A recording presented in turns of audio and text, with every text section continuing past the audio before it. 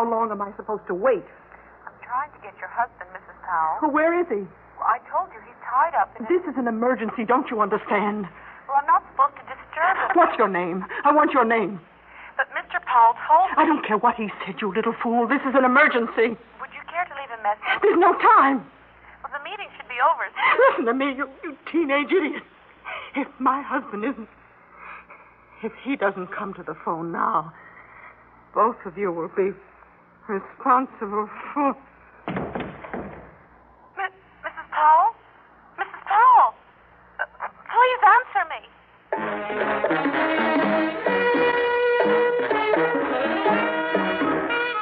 Theater 5 presents The Neighbor.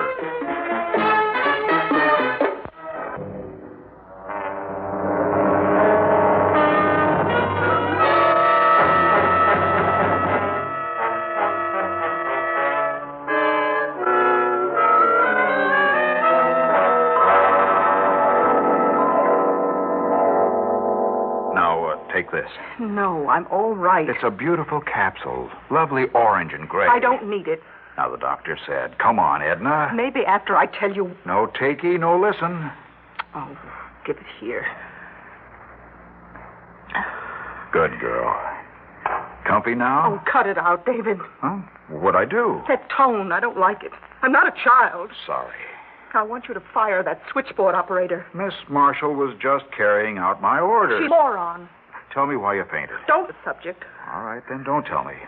Look, why did it take you so long to get here? Long? I took a cab just as soon as the doctor called me. How is it that he could reach you and I couldn't? Because the meeting was over by then. Oh. Edna, you're the one who insisted we move out here. It had to be Glenville, remember? It's not my fault that this exclusive community is more than 2 hours from the office. You don't have to beat that story to death. We ought to move. I know my hearing's been affected. Leeville? Not to the city. Another house. Maybe in the north section. Until now, this house, this neighborhood, your friends, the very ultimate, and now you... I'm frightened. Of what? A chipmunk? We have a new neighbor. Oh, now I see. He's a ditch digger. Oh, you can be nauseating without even trying. I break up an important day. The cab cost me $15. Find that my wife has fainted, is scared silly, wants to leave her dream house because some kook was crazy enough to buy that old monstrosity next door. Oh, come on, Edna. Look, why should a bachelor buy a house with more than 20 rooms? How do you know he's a bachelor? He's alone. Did it ever occur to you that his family may arrive later? He's not married. Did you ask him? No. Have you ever met the man? I saw him. Well, you didn't meet him, talk to him? Oh, I wouldn't ever. As he walked up, he turned his face my way. David. Hey, I'm listening. Relax and tell me. He doesn't have a face.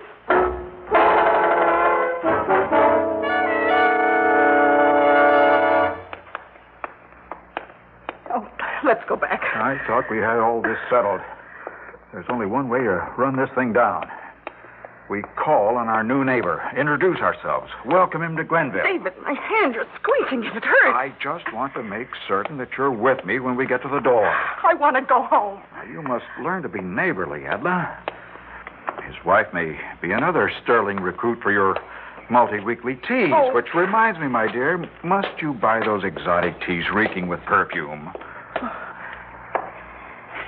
Here we are. You go in. I'll wait here. No, not on your life. Say, he's got a name card up here, buddy. Oh. Alexander Neiman. Sounds foreign. If it isn't Smith, Brown, or Jones, it's foreign. Oh, you know everything, don't you? Hey, what about that? It's as though every light is on in the house. Oh, so what? You may not have noticed, but it's a bright, sunny day. Oh, it's normal when you buy a house to test all the lights. But you don't leave them on. Well, money may not mean anything to the Neimans.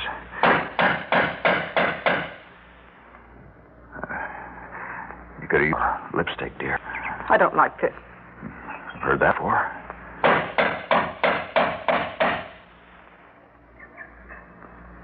Maybe he went out. It's a big house. Besides, the lights are on. He's around. I've got to get dinner started. You stay right here. You try. He must be here.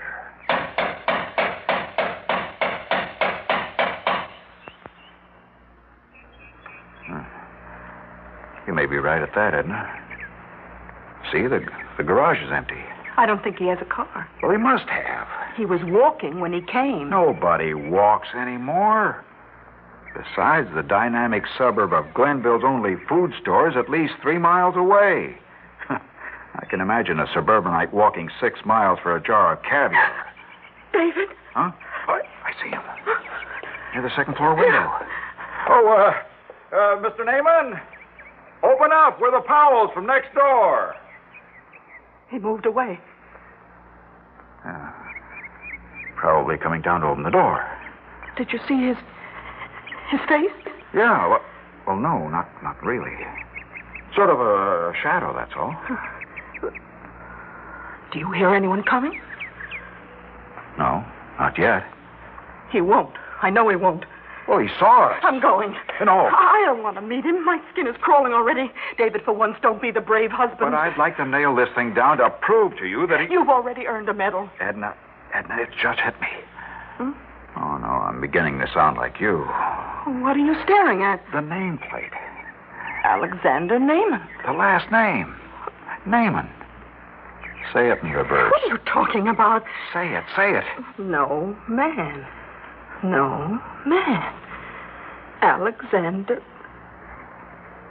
No man.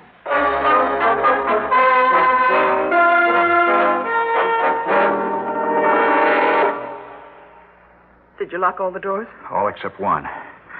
I'd hate to think of some poor derelict shivering outside all night. It's only decent to leave a door open so that he could... I see you're back to normal again. That thing with the last name. Only coincidence, Edna. What else could it be? Look out there. At his house. Well, lit up like he's throwing a party. Every light in the place is... David. Well, haven't you ever heard a dog wail? Not like this. I'm staying home tomorrow so that I can prove to you how silly this... Dogs know. They sense danger. Oh, for crying out loud, Edna. Don't you feel it? Oh, come to bed. Come on. I won't be able to sleep. David. Yeah? Call the police. Oh, don't be silly. Call, please. Use earplugs. You have them. I can't stand it. I can't stand it anymore. Here. Now. You'll be fine. You'll be fine. It's just your imagination. Now, who knows why the dogs are making like banshees tonight? They're dogs, not people. Look, take this pill and get some sleep, huh? Sleep? Sleep?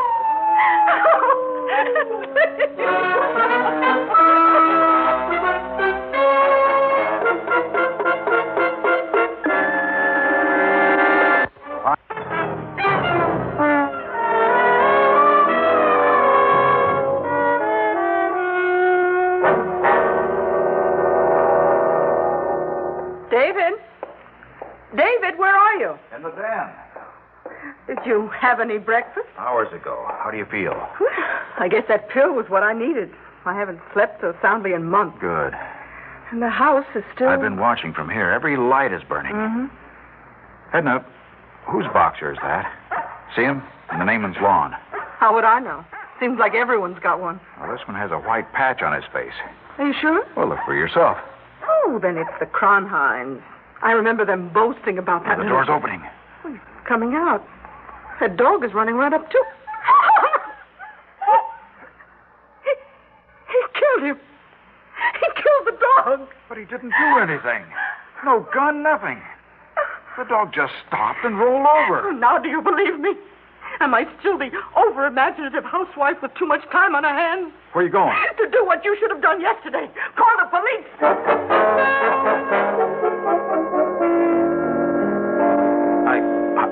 I don't know what to say. Incredible. They're stupid. You know what they said? No crime's been committed. A dog drops dead, so what? And not a mark on him.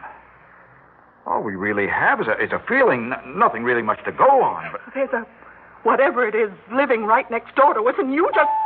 I'll get it.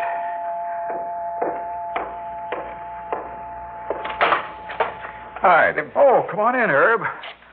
It's Herb Kronheim, dear. I thought you both ought to know. I took Sterling over to the vet. Sterling?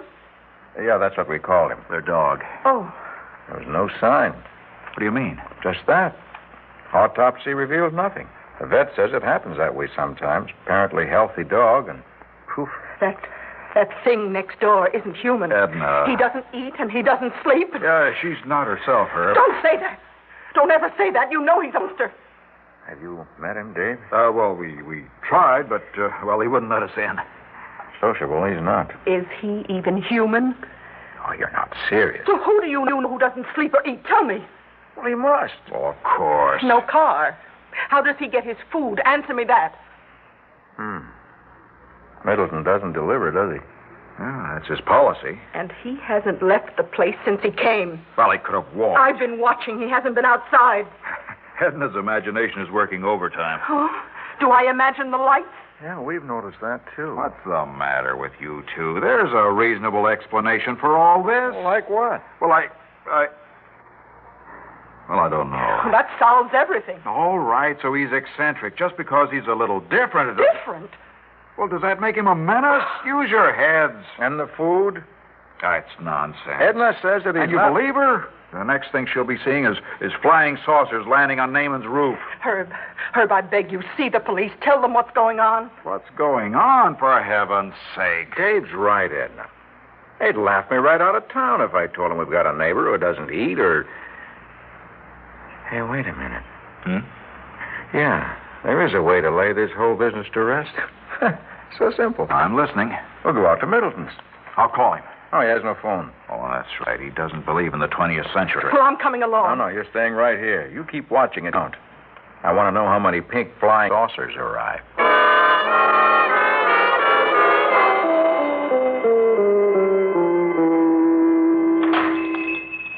As I live and breathe, 2 live ones, and then yet. What's the deal, gentlemen? Your wives on strike? Now I know why he left Madison Avenue, or why it left him. You have me at a disadvantage, gentlemen. You are customers, I hope. And you're always right. We're not buying. We're just asking for a little information. Oh, what dialogue. Your TV set's getting too much use. Business good? If it gets any better, I'll be a millionaire. And then I'll have to advertise, which means the gray flannel set will besiege me with glorious presentations and noxious ideas and sparkling slogans like, Meet me at Middleton's or MMMMM. I know I'm a sucker for asking, but what does that stand for? Well, I haven't figured it out yet, but it could be Middleton's. Shouldn't we get to it, Dave? Fire away. It's about Naaman. Lives right across from you boys, doesn't he? You know him? Where you're standing is like Times Square. Everybody, sometime or other, passes through Middleton. Well, has he done business with you? Well, that's privileged information. I'm on a par with minister or doctor. Hector, we're serious. Use my abominable first name, I know you are. Well, why wouldn't he? Do you know of any other food store in this fair and thriving enclave? You haven't answered. I think I have. But when? His wife says he hasn't left the house since he moved in. Well, what goes on here? What's this guy done? Is he one of the public enemies? Cut me in on the reward, huh? All right. You've had your fun. Now, how does he get his food? Well, you'll have to listen to a confession. I delivered it last night. Delivered? And you're the guy. I know. Middleton's policy is no deliveries. So I broke it for once. Go on. Drum me out of the profession. Naaman's recuperating from surgery, and I just didn't have the heart. Oh, that's that. I suppose so. Something bugging you? Well, yes and no. Well, he's still weak, I told you. You did, but it's queer anyway. I'm beginning to sound like Edna. Now I know it's time to go.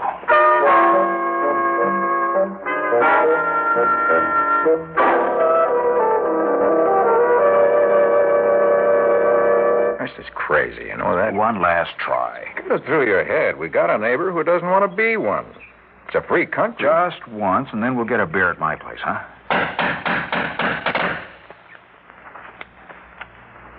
Huh? Satisfied? Wait a second. Give him a... You may enter. Mr. Naaman? It is my identity. I'm Dave Powell, and this is Herb Kronheim. Acknowledged. No eyebrows or nose. We thought we'd welcome you to Glenville. It is customary to offer food. Regret none. Yeah, but Middleton said he delivered yesterday. Destroyed. Not necessary. Alien energy. Oh, have you been ill? Is there something we can do? Treatment successful. Physio-mental phase will congeal. Time. Yeah. Well, it takes a while, even minor surgery. Passage was difficult. Alteration required. Major. Mr. Naaman, say, do you have a first name? Identity. Naaman. I'll bet you weren't born here, huh? Verity. Compulsion. Huh? English isn't your native language, is it? Strange. Compulsion. What's he saying? How should I know? Trauma. Passage. Alteration. Compulsive verity. May I ask where you're from? Distant. How far? Your term. Years. I don't follow. Light years. You believe it? Why not? It's a gag. You think he'd tell us if he was from... Mr. Naaman, will you explain why you have all the lights on in your house? Illumination. Nourishment. Energy source. Passage aberration. Position, therapy, illumination, time. I'm beginning to get it. He needs light like we need food. Maybe that's his food. Physician. Sanguine. Therapy. Time. Precedent. The doctors think that after a while he'll recover, that this hasn't happened before. Let's get out of here. Reclination suspended. Restoration. Time. Sleep. That's what he means. Something went cockeyed and his body requires no sleep. Dave, I'm begging you. Come on. Well, don't you realize what this... never mind. Naaman, listen, tell us where you came from. What planet? Tell us. Describe it. Prohibited. Instruction. Where? This galaxy? Compulsion. Verity. Naaman, we're friends. Trust us. We're friends. We understand. Computation. Your term. Figures translated into our system of numbers. Verity. 17. The lights. They're all off. The switch. Let's try it. Fuse must have gone. Overloaded. Lights are back on. Must have been the line in the... Where's Naaman? Well, he must be around here. Naaman! Oh, maybe he's in the kitchen. Dave. He was standing right there. Look. Huh? Oh. No. Nothing there now but a pile of dust. Naaman!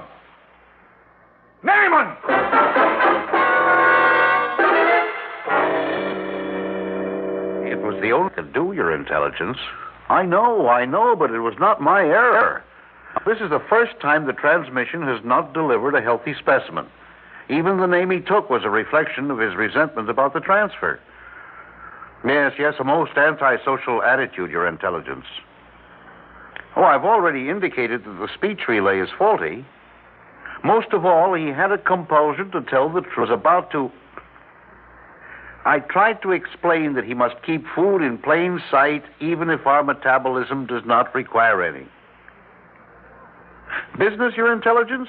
It's terrible. Isn't that wonderful? We have 48 families in Glenville that no longer consume any food. It won't be long before Middleton's will be able to go out of business. Then the second step of the master plan can get underway.